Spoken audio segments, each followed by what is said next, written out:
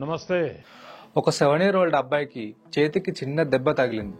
So అబ్బాయి parents ఆ చిన్న దెబ్బే కదా అని ఇంట్లో ఉన్న యాంటీబయాటిక్స్ వేసుకోమని ఇచ్చారు. అయితే ఆ దెబ్బ మానకపోగా ఇన్ఫెక్షన్ ఎక్కువైంది.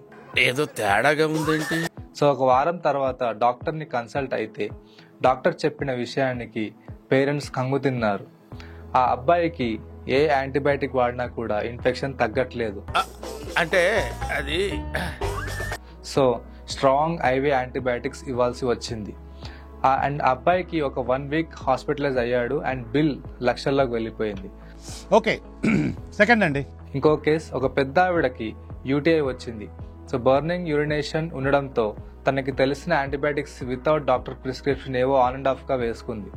ఒక 3 రకాల యాంటీబయాటిక్స్ చేంజ్ చేసినప్పటికీ తన ఇన్ఫెక్షన్ తగ్గలేదు. సో తన హాస్పిటల్ వెళ్లాల్సి వచ్చింది అండ్ సో తన ఇన్ఫెక్షన్ ఎక్కువై క్రిటికల్ కేర్లో అడ్మిట్ అవ్వాల్సి వచ్చింది.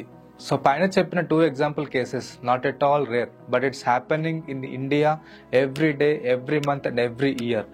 తెలంగాణ ఇండియాలోనే 3rd ప్లేస్లో ఉందని మీకు తెలుసా? మనలో చాలా మందికి జస్ట్ ఒక సోర్ థ్రోట్ కానీ ఒక ఫీవర్ కానీ వస్తే, చిన్న ఇల్నెస్ వచ్చినా కూడా మెడికల్ షాప్కి వెళ్ళి ఒక ఆశా చాక్లెట్ కొన్నంత ఈజీగా యాంటీబయాటిక్స్ తెచ్చుకొని వేసుకుంటాం, అది కూడా వితౌట్ డాక్టర్ ప్రిస్క్రిప్షన్. కానీ ఆ ఇన్ఫెక్షన్స్కి గల కారణాలు ఏంటో ఎవ్వరం తెలుసుకోం. ఫ్యూ మంత్స్ తర్వాత మళ్ళీ ఏదైనా ఇన్ఫెక్షన్ వస్తే మళ్ళీ మెడికల్ షాప్కి వెళ్ళిపోయి మళ్ళీ యాంటీబయాటిక్స్ తెచ్చుకొని వేసుకుంటాం and this cycle repeats. So ఇది ఇలా కంటిన్యూ అవుతూ ఉంటే మన బాడీలో ఏం జరుగుతుందో అసలు ఎవరికీ తెలియదు. అండ్ చిన్న పిల్లోడు చాక్లెట్ కొన్నంత ఈజీగా వెళ్ళి టపీ మన యాంటీబయాటిక్స్ వేసుకుంటూ ఉంటాం. సో ఇలా కంటిన్యూస్గా యాంటీబయాటిక్స్ వేసుకుంటూ ఉంటే యాంటీబయాటిక్ రెసిస్టెన్స్ వస్తుంది. అసలు యాంటీబయాటిక్ రెసిస్టెన్స్ అంటే ఏంటి? సో నార్మల్గా మనకి ఏదైనా ఇన్ఫెక్షన్ వచ్చినప్పుడు ఆ ఇన్ఫెక్షన్ లెవెల్ని యాంటీబయాటిక్ తగ్గిస్తుంది. సో ప్రతి చిన్న ప్రాబ్లంకి యాంటీబయాటిక్ అవసరం ఉన్నా లేకున్నా కూడా వేసుకుంటూ ఉంటే బ్యాక్టీరియా తన ఎన్విరాన్మెంట్ని చేంజ్ చేసుకొని తన జీన్స్ని ఆల్టర్ చేసుకొని పర్టికులర్ యాంటీబయాటిక్కి రెసిస్టెన్స్ అవుతుంది. సో ఎప్పుడైనా నిజంగానే సీరియస్ ఇన్ఫెక్షన్ వస్తే యాంటీబయాటిక్ వేసిన ప్రయోజనం ఉండదు. In India it's very common, మనం డాక్టర్ ప్రిస్క్రిప్షన్ లేకుండా మెడికల్ షాప్కి వెళ్ళి యాంటీబయాటిక్స్ తీసుకుంటాం.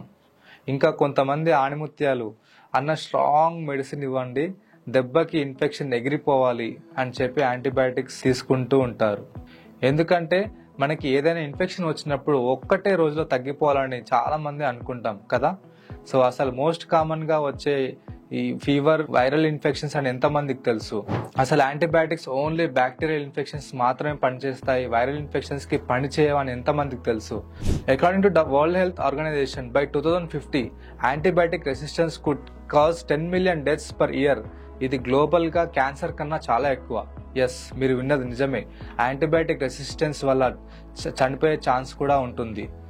అసలు మనం చేసే ఈ పిచ్చి పనుల వల్ల సింపుల్ సర్జరీ కూడా డేంజరస్ అయ్యే అవకాశం ఉంటుంది అండ్ మైనర్ ఇన్ఫెక్షన్ కూడా ఫాటల్ అవుతుంది.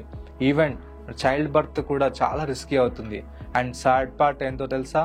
ఇదంతా మన చేతులారా చేసుకుంటున్నాం. So what we should do?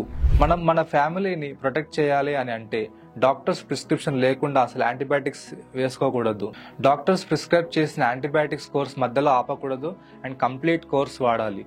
Left over antibiotics అస్సలు యూజ్ చేయకూడదు. ఏ డాక్టర్ని కూడా యాంటీబయాటిక్స్ ప్రిస్క్రైబ్ చేయమని ప్రెజరైజ్ చేయకూడదు. సో అవతలి వాళ్ళని ఎడ్యుకేట్ చేయండి, వీలైనంత వరకు యాంటీబయాటిక్స్ యూసేజ్ని తగ్గించండి. సో ఈ సొసైటీకి ఎంతో కొంత మేలు చేసిన వాళ్ళు అవుతారు. So last but not the least, please trust your doctors వాళ్ళ లైఫ్, పేరెంట్స్ అండ్ పర్సనల్ లైఫ్ని, స్లీప్లెస్ నైట్స్ ఇవన్నీ సాక్రిఫైస్ చేసి మీకోసం, మన సొసైటీ కోసం వాళ్ళు పనిచేస్తూ ఉంటారు.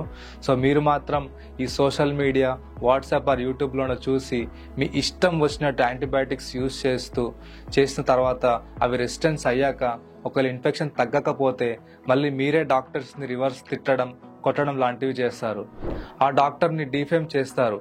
పోనీ ఇంతకు ముందు ఏమైనా మెడిసిన్స్ యూజ్ చేస్తారా అని అడిగితే దానికి మాత్రం లేదండి, అసలు మెడిసిన్స్ ఏమీ యూజ్ చేయలేదు, అసలు డాక్టర్ దగ్గరికి వెళ్ళనే లేదు, ఇగో ఇదే ఫస్ట్ టైం రావడం హాస్పిటల్కి, అసలు చిన్నప్పటి నుంచి ఒక్క గోళీ మింగింది లేదు, ఒక ఇంజెక్షన్ తీసుకుంది లేదు అని చెప్తూ ఉంటారు. అండ్ ఈ సోషల్ మీడియా పుణ్యమా అని డాక్టర్స్ కాకపోయినా ఫ్రీగా మెడికల్ అడ్వైస్ ఇచ్చే వాళ్ళు చాలా మంది ఉన్నారు. ఫస్ట్ వాళ్ళని పక్కన పెట్టండి, మీకు సగం ప్రాబ్లమ్స్ సాల్వ్ అయిపోయినట్టే. దయచేసి మీకు అందరికీ ఒకటే request, stop self medication and trust your doctor always. మీ అందరి బాగు కోసమే మేమంతా పనిచేసేది.